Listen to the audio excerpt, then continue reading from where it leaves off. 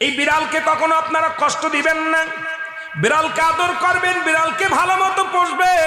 বিড়াল যদি কোনো জাতির জন্য দোয়া করে, কোন গৃহস্থর জন্য দোয়া করে, ওই সংসারের মধ্যে উন্নতি শুরু হয়ে যায়।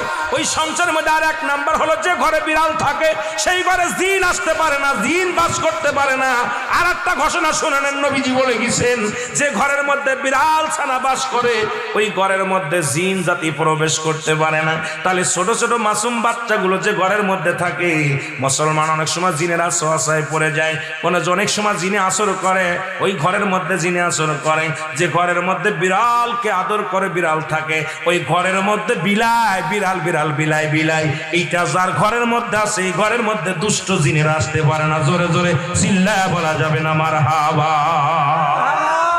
একবার নবী সুলাইমান আলাইহিস সালাম শুনতে পাইলেন পাশের বাড়িতে একটা কুকুরকে কষ্ট দিয়ে